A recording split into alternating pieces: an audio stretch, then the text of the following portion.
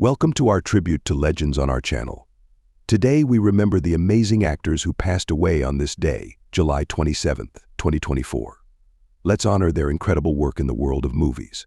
We send our thoughts to their families and fans as we remember them. May their legacies inspire us forever. Before we start, please like this video and subscribe to our channel for more tributes. Pat Haywood. Ladies and gentlemen, we bring you the sad news of the passing of a cherished figure in the world of cinema and theatre. Pat Haywood, the veteran Scottish actress known for her unforgettable role as the nurse in Franco Zeffirelli's classic film Romeo and Juliet, died at the age of 92. The Scottish Daily Mail reported her passing on June 26. Born on August 1, 1931, in Gretna Green, Scotland, Pat Haywood's career spanned an impressive 4 decades. She made her film debut in the 1968 adaptation of Romeo and Juliet, starring alongside Olivia Hussey and Leonard Whiting. This film, which featured narration by the legendary Laurence Olivier, was a box office hit and introduced a new generation to Shakespeare's tragic tale. The film's success was further highlighted with Oscar wins for cinematography and costumes and nominations for Best Picture and Director. Haywood's performance earned her a BAFTA nomination for Best Supporting Actress. Pat Haywood's talent extended beyond the silver screen.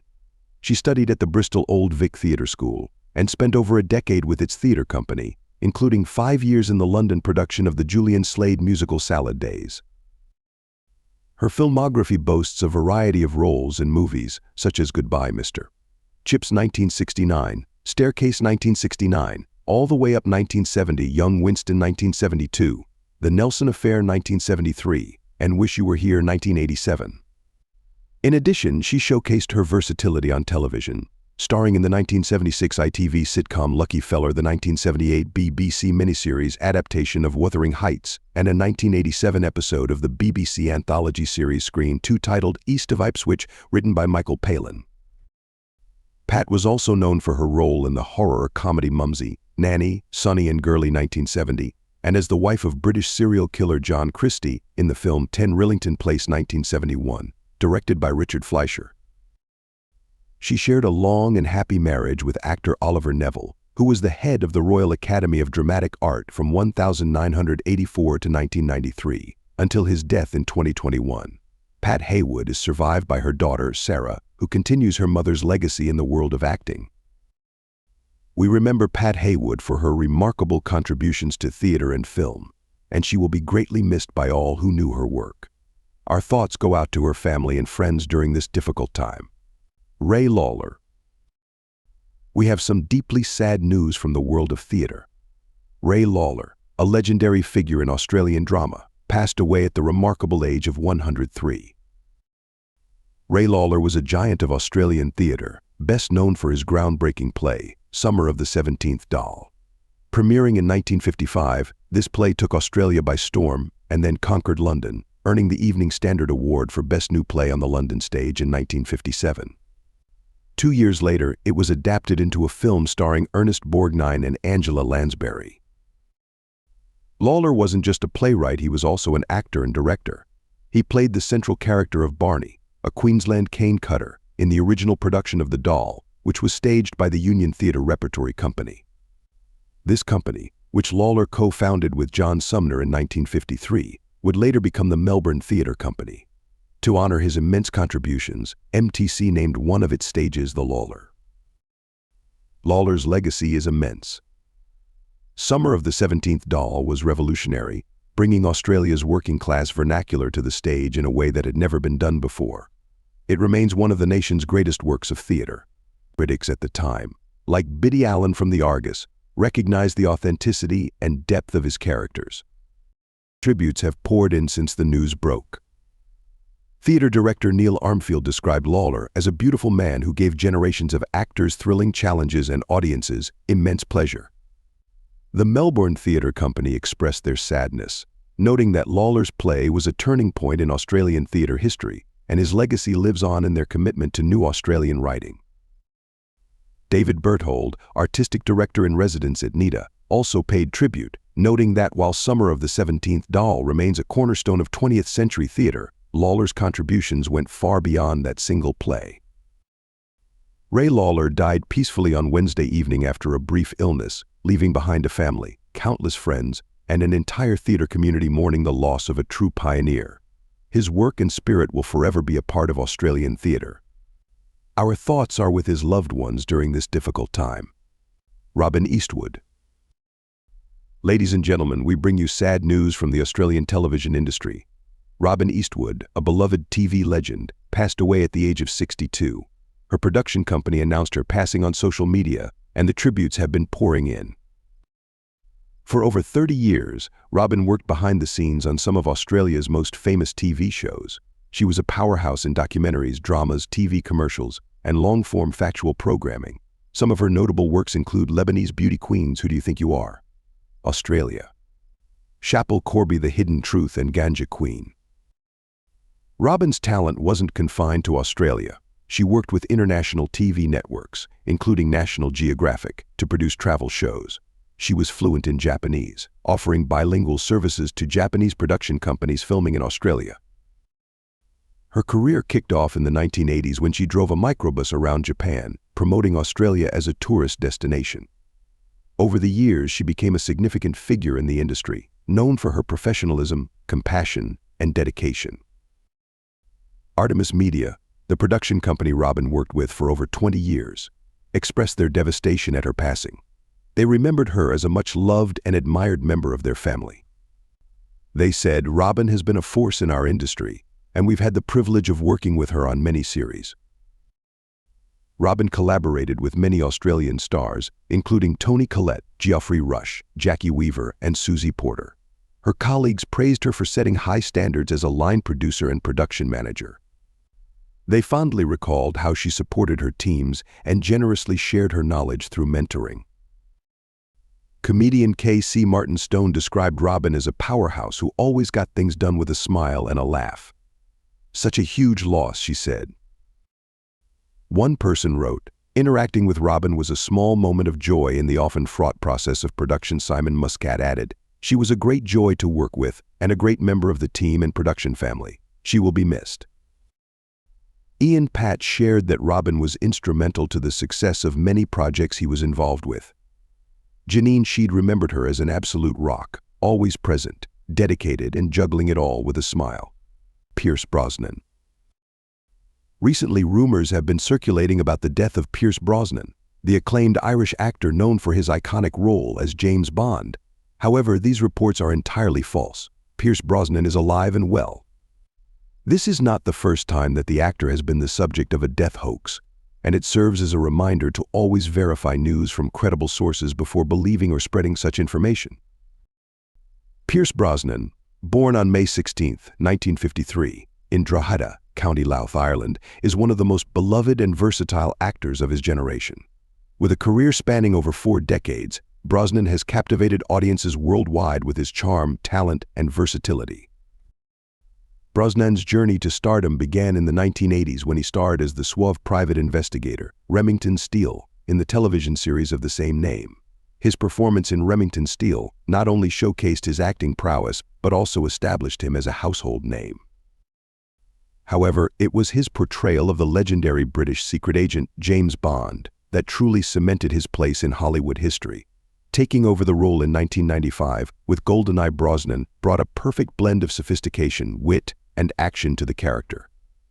He continued to portray Bond in 3 more films: Tomorrow Never Dies 1997, The World Is Not Enough 1999, and Die Another Day 2002. His interpretation of Bond was both a homage to the classic portrayal by Sean Connery and a modern reinvention that appealed to contemporary audiences. Beyond Bond, Brosnan's filmography is rich with diverse roles that highlight his range as an actor. From the romantic lead in the Thomas Crown Affair 1999 to the comedic role in Mamma Mia 2008 and its sequel Mamma Mia. Here We Go Again. 2018, Brosnan has proven time and again that he can tackle any genre with ease and finesse. In addition to his acting career, Brosnan is also a dedicated environmental activist and philanthropist. He has been involved in numerous charitable causes, including marine conservation and cancer research, showcasing his commitment to making a positive impact beyond the silver screen. Pierce Brosnan's contributions to cinema and his efforts to give back to society have earned him numerous accolades and the admiration of fans around the world. His legacy is one of talent, charisma, and generosity, making him not only a remarkable actor but also a remarkable human being. As we continue to enjoy his past and future works, we celebrate Pierce Brosnan for his invaluable contributions to the entertainment industry and his unwavering dedication to causes that matter. His enduring charm and talent ensure that he will remain a beloved figure in the hearts of many for years to come. Carl Bowser. Ladies and gentlemen, we have some heartfelt news to share today. The legendary football coach, Carl Bowser, who led Bakersfield College to national glory, passed away. Carl Bowser's journey with BC began as a young water boy for the Renegades, and he later became a standout halfback on the team. But it was his incredible coaching career that truly made him a legend. Bowser's crowning achievement came on December 4, 1988, when he led the Renegades to a dramatic national championship victory over Fullerton College. Born in Oklahoma, Bowser first made a name for himself at Bakersfield High School before embarking on a stellar coaching career. He eventually became the athletic director at BC, a position he held for 7 years until his retirement in 1996. That same year, he was inducted into the Bob Elias Kern County Sports Hall of Fame. Stan Green, the quarterback from Bowser's 1988 championship team, recently shared a touching tribute on social media. He described Coach Bowser as incredibly balanced and a true example of a transformational coach. Green added, "There are only a handful of men who I know that I can say I love. Coach Bowser was one of them." BC President Jerry Flagger also shared his thoughts, emphasizing Bowser's impact on countless lives in Bakersfield and beyond. His legacy extends far beyond what happened on the field, Flagger said.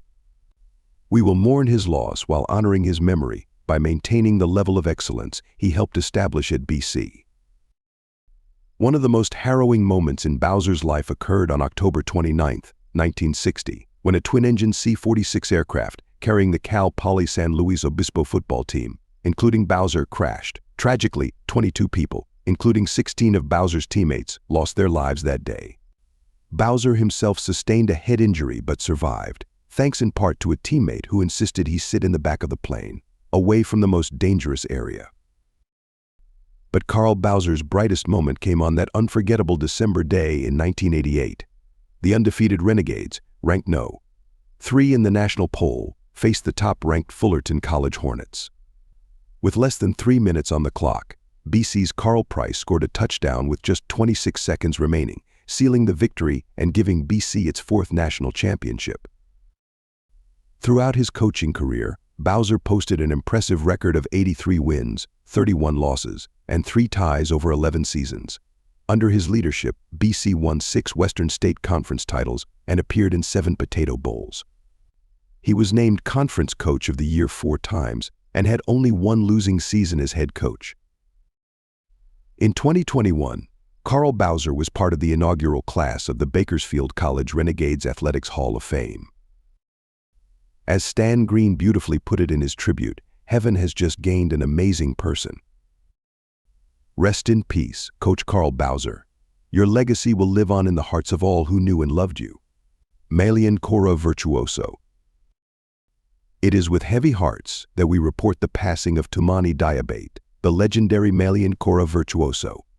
Diabate, known for his mastery of the traditional 21-stringed West African instrument, died on Friday, July 19th, at the age of 58.